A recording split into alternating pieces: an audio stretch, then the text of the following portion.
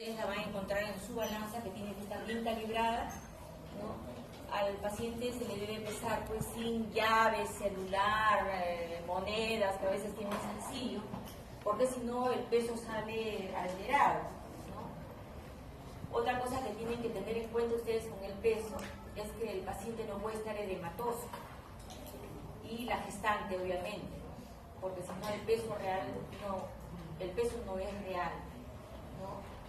Más o menos el peso de una persona en términos generales es la talla menos el metro, ¿no? Entonces, si ustedes miden 1,60 m, más o menos debe ser aproximadamente 60 kilos, ¿no? Lo que les va a dar la normalidad es el índice de masa corporal, porque el índice de masa corporal lo que están midiendo en exceso es la grasa, ¿no? Que si hay exceso de grasa, habrá obesidad. Depende del grado, ¿no? Obesidad tipo 1, 2, 3, depende en dónde esté el índice de masa corporal. Se estima que para adultos jóvenes, ¿no? Debe ser menos 2 kilos de lo, por ejemplo, si mide 1,50 m, ¿no? Debería pesar más o menos 50 kilos, pero le debería restar 2 kilos para hacer más o menos el peso ideal. En mayores de 30, le podemos agregar 2 kilos, aceptando que 2 kilos más puede ser porque ya la persona conforme avanza en edad tiende a retener mayor cantidad de calorías, ya no está en crecimiento, su actividad física no es tanta.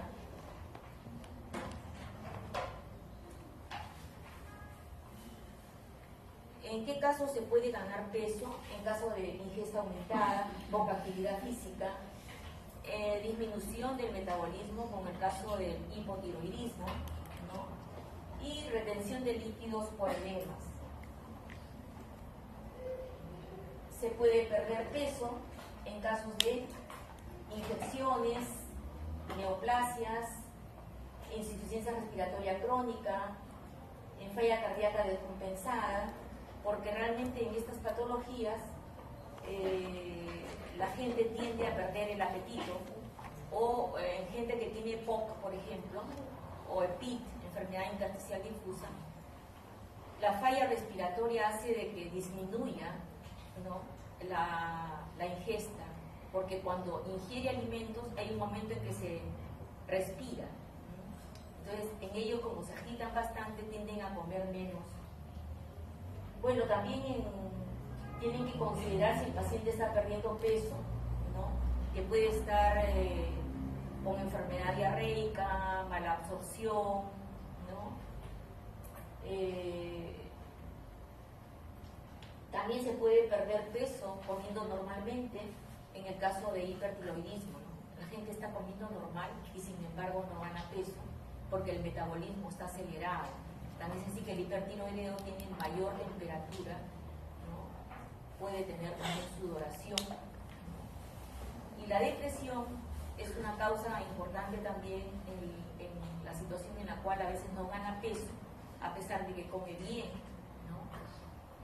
No es que tenga alguna falla metabólica, sino que simplemente anímicamente no se encuentra bien.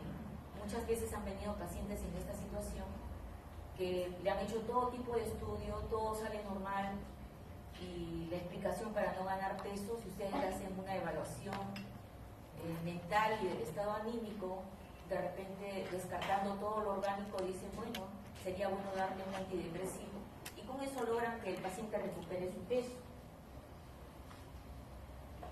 La talla es la que van a encontrar ustedes en el tallímetro, y podemos encontrar nosotros talla muy grande, que es el gigantismo, ¿no? En caso de que la persona esté en etapa de crecimiento.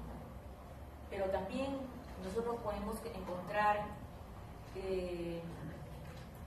hormona de crecimiento aumentada en personas adultas que ya no tienen cartílagos de conjunción en crecimiento, y en esos casos vamos a encontrar rasgos de, ¿cómo se llama esa enfermedad de... ¿Cómo? Yo escucho. Acromegalia. Acromegalia, ¿no? Aumento, ¿no?, del arco superciliar, ¿no? La arcada dentaria también crece, la mandíbula crece, entonces los dientes se separan. para, ¿no? Las manos se vuelven grotescas, ¿no? El pie crece, ¿no? Entonces, un signo de la acromegalia es ver que el tamaño del zapato cada día crece, las manos también, ¿no? Los pómulos, los arcos superciliares, la piel se llena de grasa también, ¿no? Y el paciente se vuelve más lento, la voz se vuelve más gruesa también, ¿no? En la talla, menos de 1,30 m en varones ya consideramos enano, y en mujeres menos de 1,20 m ya se considera enana. Esto es el tallímetro. Fíjense cómo está puesta la persona, pegada bien al tallímetro, ¿no?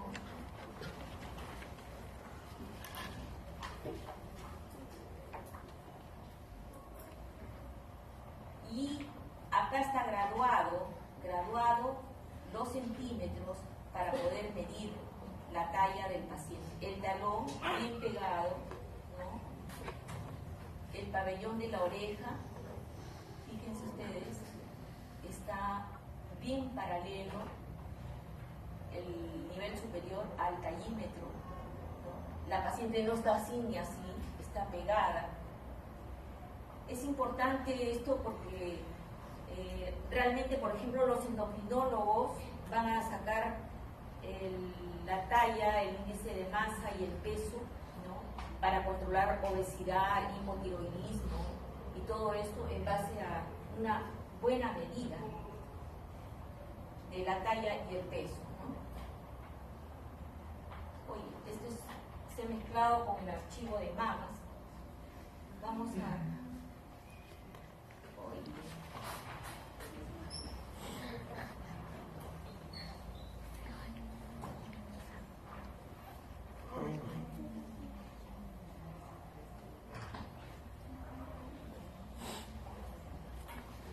Entonces, en cuanto a la antropometría, tenemos que considerar el peso, la talla, el índice de masa corporal, ¿no? Es útil para medir el estado nutricional, pero no solamente eso, ¿no? También uno puede estar inclusive con ganancia de peso, y eso no quiere decir que esté bien nutrido, ¿no? ¿Qué otros parámetros más utilizamos para ver el estado de nutrición? ¿Cómo? Ya, eso es para ver obesidad, ¿no? El tamaño de la cintura en varones y en mujeres, ¿no? Pero también laboratorialmente deberíamos estudiar el estado nutricional, viendo, por ejemplo, hemoglobina, viendo, por ejemplo, los niveles de albúmina, que es la proteína, una de las proteínas más importantes que tiene el organismo, ¿no?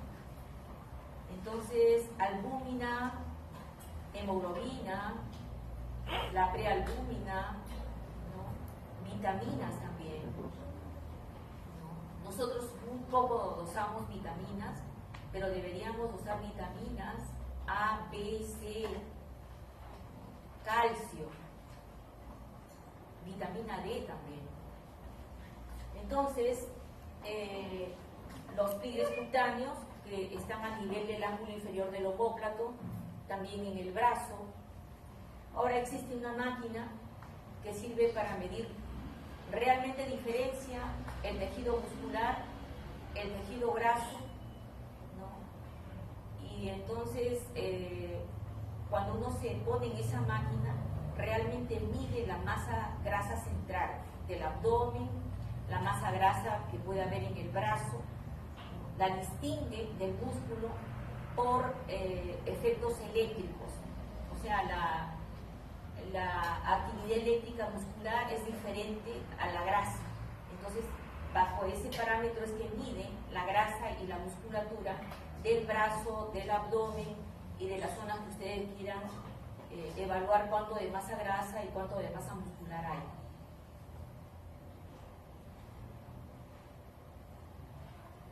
Ya les decía que deberíamos medir la albúmina plasmática, la hemoglobina, la transferrina, que es la que transporta, es una proteína transportadora del hierro. También vitaminas, ¿no? Oligoelementos. Por ejemplo, si queremos ver bien el calcio en los huesos, tenemos la densitometría ósea, ¿no?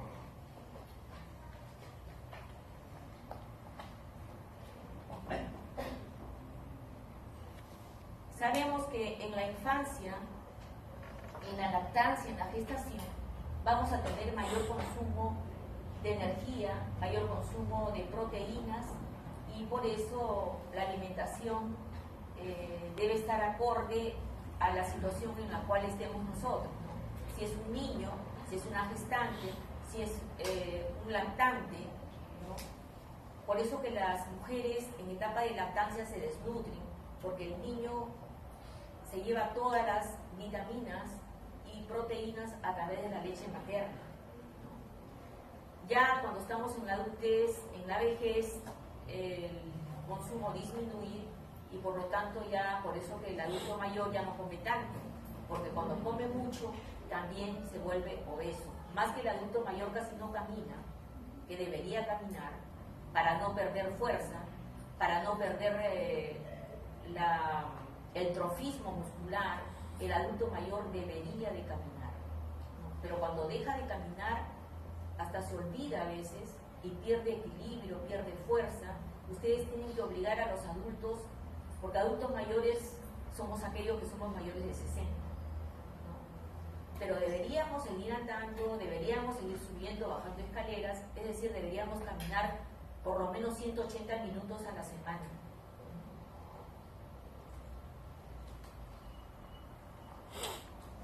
Bueno, en estado de enfermedad se altera el gasto energético basal. Por ejemplo, aumenta el gasto energético basal en casos de inflamación, quemaduras, traumatismo, enfermedades endocrinas, como el hipertiroidismo.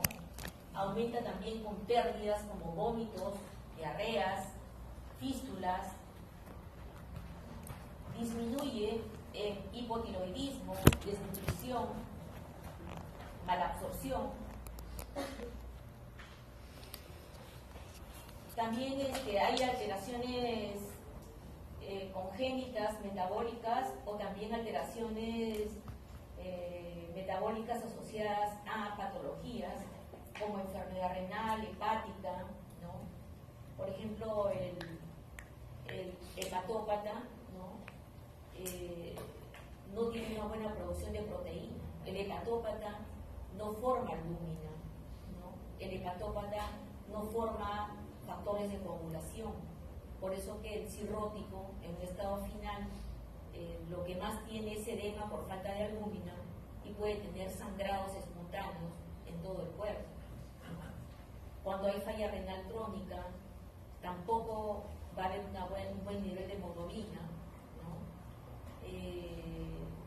Puede haber inclusive pérdida de albúmina, ¿no? Entonces, cuando hay enfermedad crónica, hay que ver el órgano, qué función tiene en relación a vitaminas, proteínas, ¿no? En relación a la hemoglobina.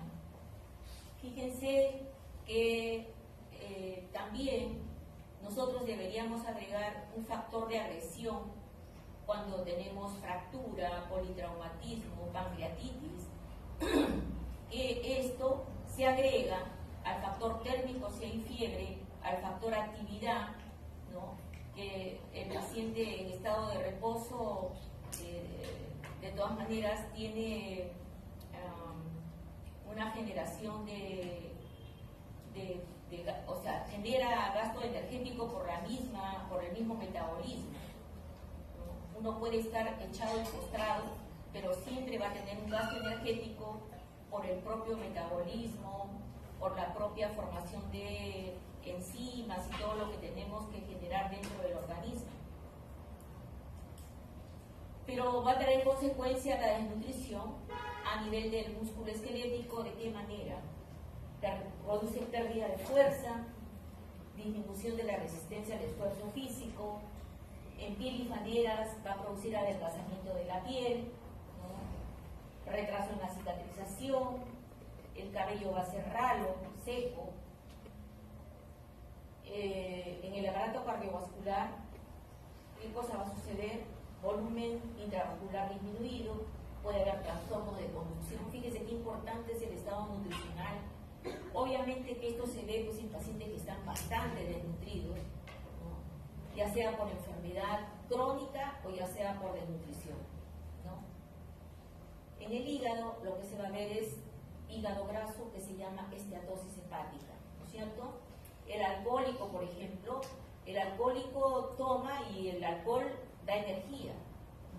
Entonces uno puede bajar de peso, entre comillas, tomando todos los días, puede tomar whisky todo el día, ¿no? Y baja de peso, pero el hígado se va a volver hígado graso, porque realmente hay desnutrición y lo que va a haber es acúmulo de lípidos.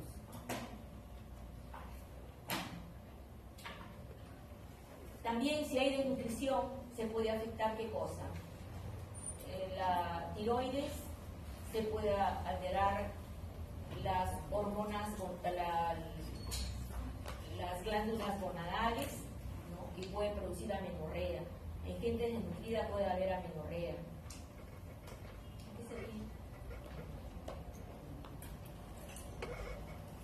Entonces, todo se puede afectar cuando hay desnutrición, ¿no? Inclusive el pulmón también se puede afectar, ¿no?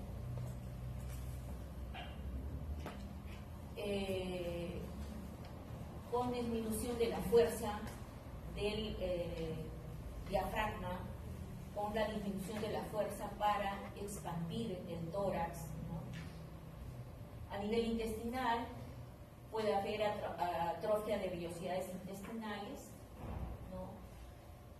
En cuanto a la inmunología, al disminuir las globulinas, también puede haber disminución de la inmunidad humoral. Entonces, el estado nutricional es muy importante, ¿no? Para que funcionen todos los órganos, ¿no? Para que hayan transportadores de sustancias, ¿no? De hormonas, de cofactores, etc. Hay gente que hace dieta, hay veganos, ¿no? Que son ya exagerados y pueden tener, por ejemplo, deficiencias de proteínas de alto valor biológico, ¿no? O también aminoácidos esenciales, ¿no? O sea, aquellos aminoácidos que tu organismo no produce.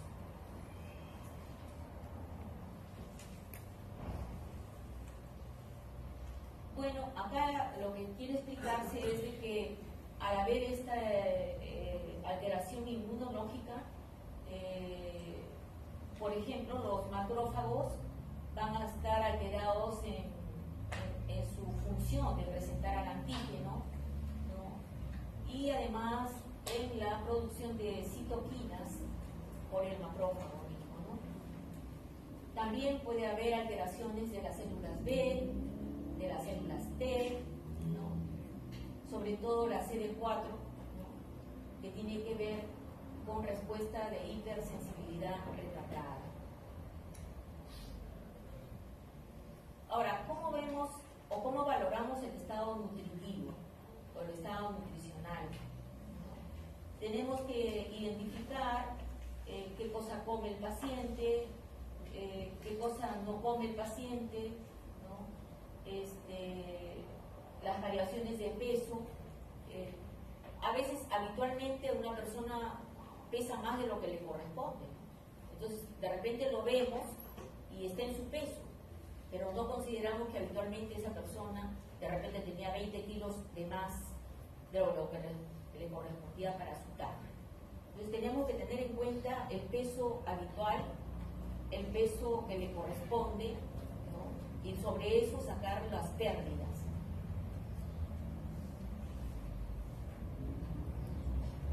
Por ejemplo, hablamos de variaciones del peso con el porcentaje de peso perdido, ¿no? Entonces, ponemos peso habitual menos peso actual por 100 sobre peso habitual. Esto es una real medida de lo que ha perdido el paciente, ¿no? Porque si yo no considero el peso habitual, les decía que podríamos estar equivocados, porque estamos sacando sobre un peso que él no tenía, sobre un peso que le corresponde, pero él habitualmente tenía más peso, ¿no? Por ejemplo, un diabético, ¿no?, ha podido perder 20 kilos, pero sin embargo, en el momento que nosotros lo estamos evaluando, el índice de masa sale normal, pero no estamos considerando que él ha perdido 20 kilos porque habitualmente pesaba 20 kilos más, ¿no? Y acá tenemos pérdidas significativas, 1 o 2% en una semana, 5% en un mes, 7.5% en 3 meses y 10% en 6 meses, ¿no?, del habitual, ¿no?, del habitual. Y acá tenemos los parámetros antropométricos, tenemos índice de Quetelet, que ya lo saben todos, porcentaje de peso ideal, es el peso actual sobre el peso ideal, y hablamos de una desviación estándar leve. Si esta fórmula nos sale 80-90%, es moderada, y es grave si es de 70-79%, perdón, grave si es menor de 70, moderada si es de 70-79 y leve si es de 80-90%.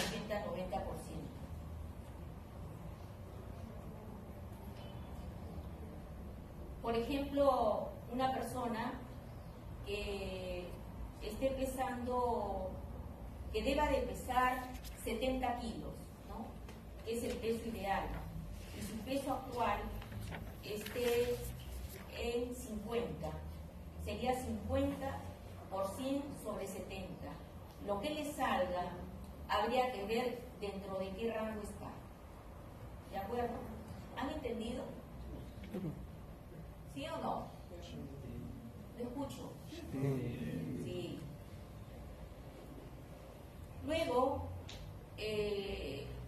también se puede sacar la fórmula con el peso habitual, ¿no? Peso actual por 100 sobre el peso habitual, el que siempre estaba acostumbrado a tener. La desviación también está en leve, moderada o severa o grave, de acuerdo dentro de qué porcentaje esté.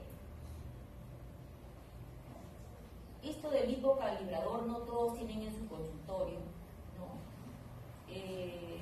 Pero por ejemplo, pueden considerar como normal 12 milímetros en varón y 25 milímetros en la mujer entre esta edad. Luego,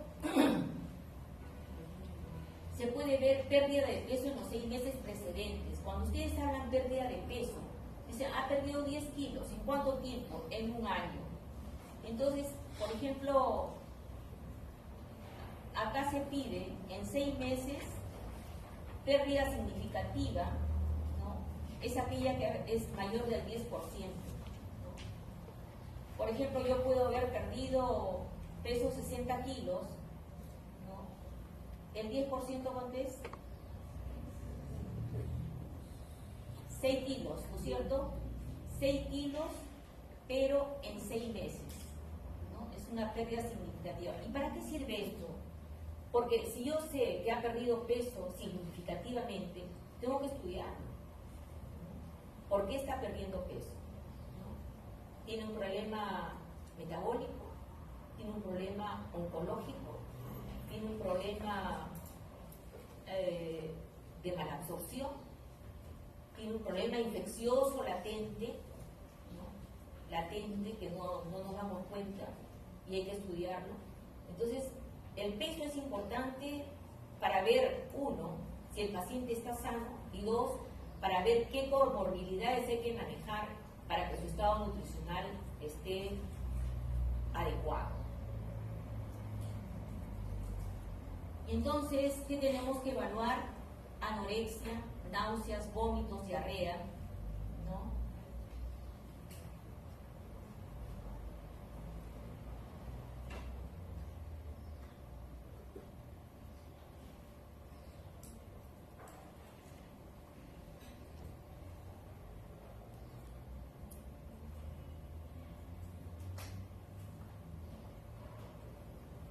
pérdida de peso en los meses precedentes. Esto es el PPP, ¿no es cierto? Acá hay un porcentaje menor de 5% en pacientes con pérdida precedente de la fórmula que ustedes obtengan, ¿no? Ahora, el índice de Quetelet es esto, es lo que más nos ayuda, ¿no?, cuando queremos ver obesidad. O sea, es más útil en obesidad, ¿no? Fíjense, existe gente que tiene un índice mayor de 50, es obesidad tipo 4, ¿no? Y sí existe en la práctica clínica, ¿no? Es gente que no puede entrar a la sala porque su cuerpo se sobrepasa la camilla, ¿no?, de sala de operaciones. Y entonces podemos tener nosotros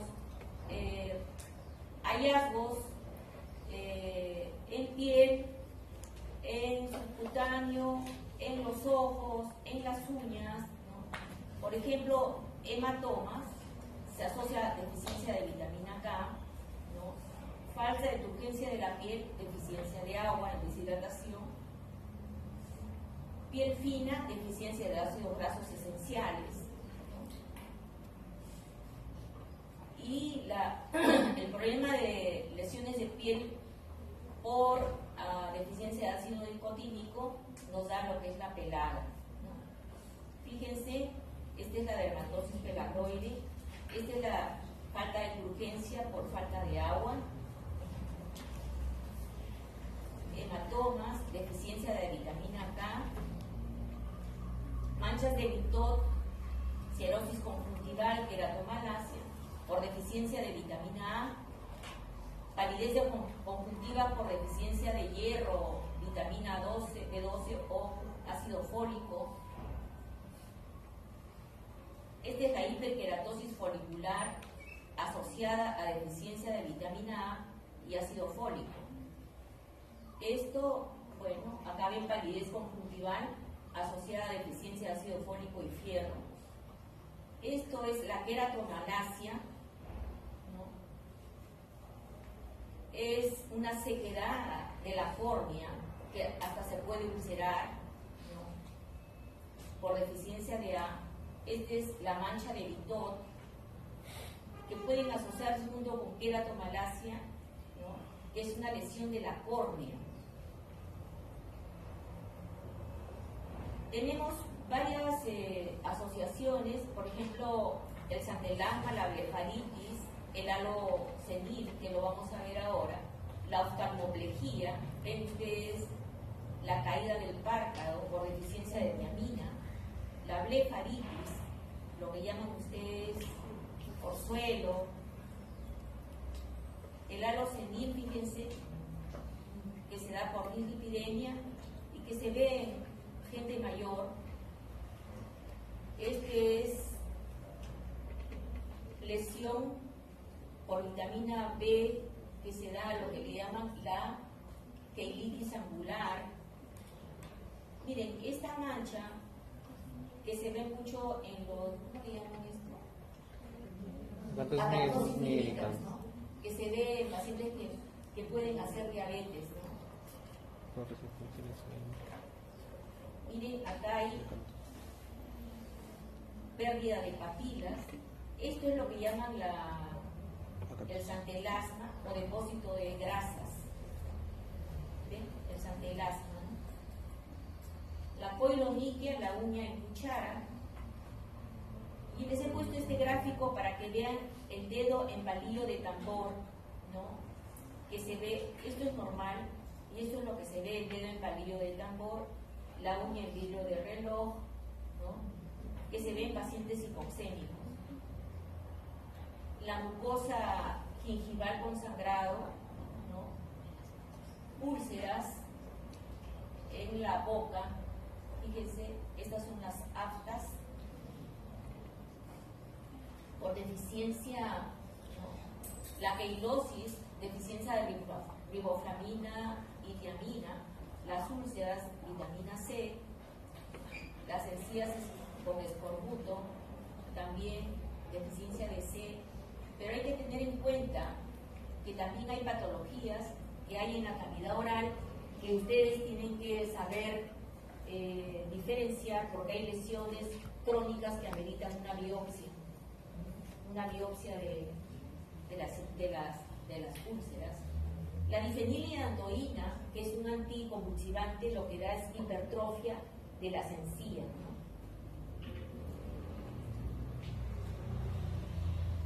La queratitis angular, deficiencia de riboflavina y niacina, atrofia de papila lingual. La glositis también se da bastante en la consulta, viene porque les duele la lengua. Bueno, la colonita, ya les he dicho, las uñas en cuchara. Las piernas arqueadas, el rosario raquítico que se da en deficiencia de vitamina D y aporte de calcio, deformaciones esqueléticas. Puede haber, por ejemplo, dolores musculares por deficiencia de selenio, biotina, debilidad muscular por deficiencia de sodio, potasio, calambres por deficiencia de sodio, cloro.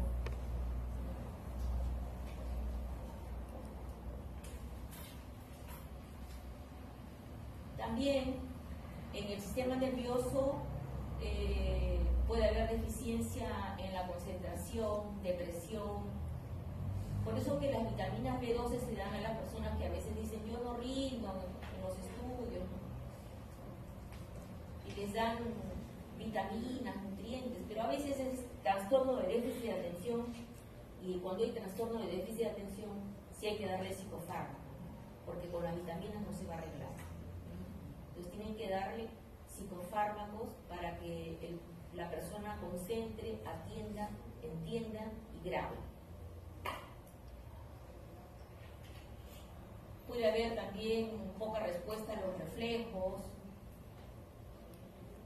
Hay gente que se queja de sensación que le quema la piel, hormigueos, que son dolores neuropáticos y que mejoran con las vitaminas, ¿no? Por ejemplo, el dolo neurobión tiene diclofenaco más vitamina B1, B6, B12 y el paciente lo mejora. Con uno le quita la inflamación y con otro le quita el dolor tipo quemante que da la desmielinización a veces del nervio. Bueno, ahora, por acá había hidratación.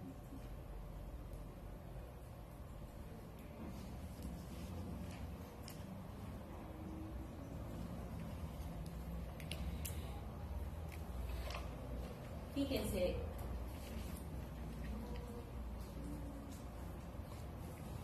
¿se acuerdan que también creo que en la clase correspondía tratar mamas, ¿no es cierto? ¿Sí? Las mamas son dos glándulas que tenemos tanto los hombres como las mujeres,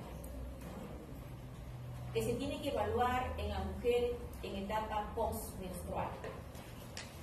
Puede haber dolor como característica sintomatológica y puede haber sangrado a través del pezón. En la signología, lo que tenemos que ver es que sean simétricas. Siempre una mama es más grande que la otra. Hay que ver si el aspecto de la piel es normal o tiene una piel como la cáscara de la naranja. Luego hay que palpar, si se palpa en 4 cuadrantes, ¿no? Si se palpa algún nódulo en algún área. Uno dice, bueno, se palpa un nódulo a las 3, ¿no? Siguiendo el sentido de las agujas del reloj. Se palpa a las 8, un nódulo, ¿no? Características, dolor, móvil, tiene movilidad, ¿no? Entonces, todo bulto que ustedes palpen en la mama, mándenlo a la unidad mamaria o mándenlo al ginecólogo. No se creen problemas. Todo nódulo, mándenlo. Hay mucho cáncer de mama. Ahora, cuando palpan mama, tienen que palpar toda la mama y además la cola. porque muchas veces en la cola de la mama existe el problema. Siempre los ganglios axilares supraclaviculares, siempre. ¿Ya? Y la mama, cuando la mama es grandaza, ustedes tienen que ponerle un soporte y van palpando todos los cuadrantes. ¿Ya? Se palpa echada y sentada. Siempre, cuando hacemos esto, estamos contracturando los pectorales y cuando hacemos esto, relajando los pectorales. Igualmente lo hacemos echada, pero siempre hay que hacer el examen de mama porque muchas veces las mujeres no se evalúan la mama y sorpresivamente no le pueden encontrar una más. ¿Ya? Ahora, el 40% de los carcinomas se ubican a nivel del cuadrante superior externo. El 16% en el superior interno. 29% en la región central. 10% en el cuadrante inferior externo. 5% en el interno. O sea, más se va a ubicar acá arriba que acá abajo. El dolor es un síntoma poco común y solamente se presenta en 6% de los carcinomas. El dolor es más frecuente en los fibroadenomas, esos adenomas benignos que cuando viene la regla producen mayor dolor. Pero todo bulto que ustedes palpen en la mama, ustedes no se hagan problema. Mándenlo a la unidad mamaria o al ginecólogo. Porque si ya el ginecólogo, por su experticia, o el que maneja mamas, ¿no? Se equivoca, es una cosa bien rara, ¿no? Pero ya uno sale de esa responsabilidad.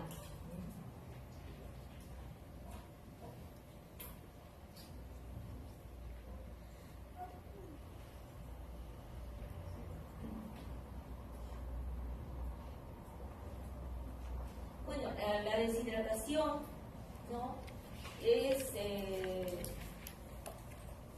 un parámetro que tenemos que nosotros, más que la deshidratación, la hidratación, es un parámetro que tenemos que evaluar nosotros en los pacientes. Si el paciente está bien hidratado, está deshidratado, ¿no? Y la hidratación tiene que ver con la cantidad de líquido y electrolitos solutos que tenemos nosotros circulando en el plasma. Entonces, el paciente va a sentirse deshidratado cuando pierde volumen, sea por calor, sea por calor, sudor, ¿no? Sea por diarreas, vómitos, ¿no? Sangrados. El paciente politraumatizado, ¿no? Pierde sangre y de esa manera pierde volumen. Entonces lo primero que tienen que ponerle, si no hay sangre, lo que sea solución sanita, ¿no? Para mantener la presión. ¿Cuáles son las manifestaciones que puede dar la deshidratación? Primeramente sed. O sea, lo primero que van a encontrar es un deshidratado que le dice tengo sed. Puede haber náuseas, vómitos, calambres, vértigos, puede haber hasta convulsión.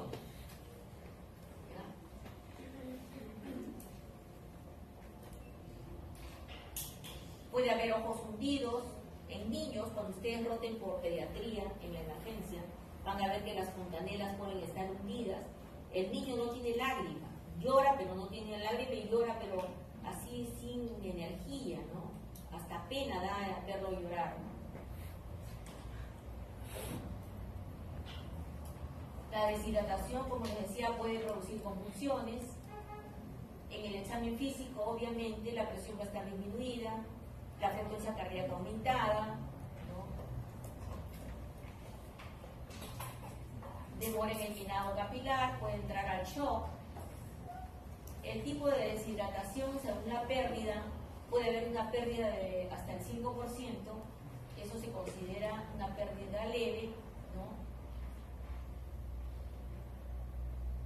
Fíjense, acá no hay compromiso hemodinámico. A partir ya de la moderada hay compromiso hemodinámico, ¿no? ¿Qué significa compromiso hemodinámico? Ustedes tienen que ver si orina o no orina el paciente. Porque si ya hay compromiso hemodinámico, el paciente va a disminuir el volumen de orina. Disminuir el volumen de orina significa poder causar un daño renal, prerrenal. En esos pacientes que venían con cólera, diarrea coleriforme, ¿no? Ellos cuando hacían el 2 sonaba como si estuviera orinando, o sea, la cantidad de agua que perdían era bárbara. En esos pacientes hemos puesto nosotros hasta 25 litros de suero en el mismo día. Entonces, ellos lo que tenían era confusión, tenían hasta calambre en el abdomen, ¿no? Y no orinaban. Entonces, si uno se descuidaba y no le ponía volumen, el paciente iba a la insuficiencia renal aguda y tenían que dializar. Entonces, es muy importante ver el volumen urinario en la deshidratación. Por eso cuando el paciente llega politraumatizado a la emergencia, ¿qué hacen? Lo primero que le ponen es una sonda para ver cuánto está orinando horariamente, cuánto de orina bota por hora.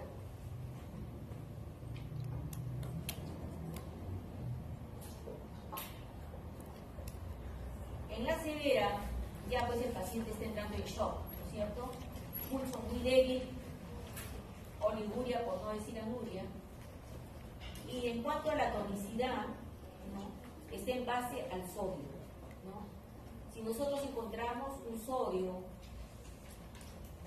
por encima de 150, es una deshidratación hipertónica, ¿no? Por debajo de 130 es hipotónica. O sea, ¿qué cosa va a dar la tonicidad en la deshidratación? Es el elemento sodio.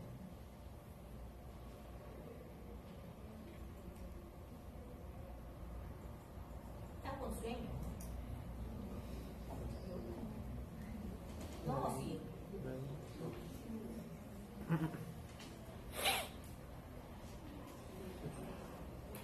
¿Ya? Estoy dando así, ¿cómo se llama? Digerido, para que no se duerman mucho, y le estoy dando cierta aplicación para que tampoco se duerman mucho. Entonces, no sé qué más falta, creo que subcutáneo. ¿Sí? Bueno, el tejido subcutáneo es aquel que está bajo la piel. Y es un tejido que lo único que tienen que ver ustedes es distribución, ¿no? La distribución del subcutáneo puede estar distribuido más centralmente, por ejemplo en el caso del Cushing, ¿no? Puede estar sumamente escaso en estado de desnutrición, puede haber tumores dentro del subcutáneo, pueden haber lipomas, liposarcomas. Entonces todo bulto que ustedes palpen en el subcutáneo, pueden haber también parásitos, ¿no? Hay cisticerco, también subcutáneo. Yo todos los tumores subcutáneos los mando a ecografiar.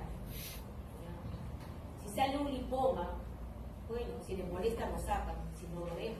Porque hay lipomas que crecen en la espalda y uno cuando se acuesta molesta, ¿no? Ahora también el subcutáneo se puede infectar condicionando la celulitis, ¿no? Y a veces estas celulitis pueden producir lesiones ulcerativas, ¿no? Que se hacen más crónicas. Entonces hay que curarlas rápidamente.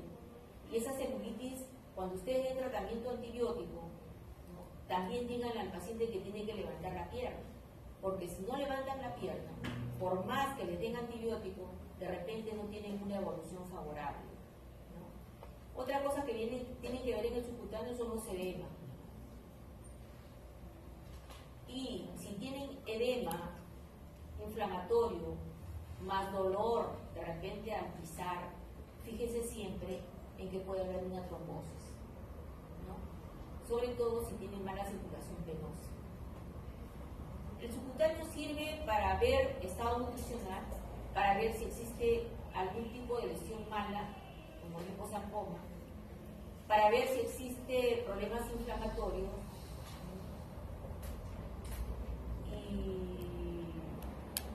ahí queda todo.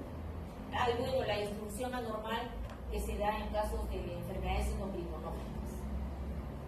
Y hay gente delgada, pero con obesidad central.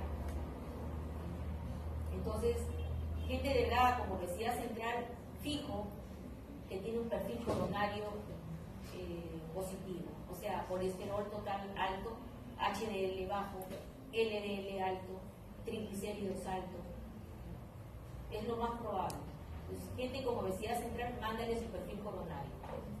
A pesar de que te digan, no, mi familia nunca ha muerto de infarto, manda. Y más aún sin factores de riesgo como que fuma, no hace ejercicio y tiene una actividad laboral estresante. No sé si tienen alguna pregunta. Miren,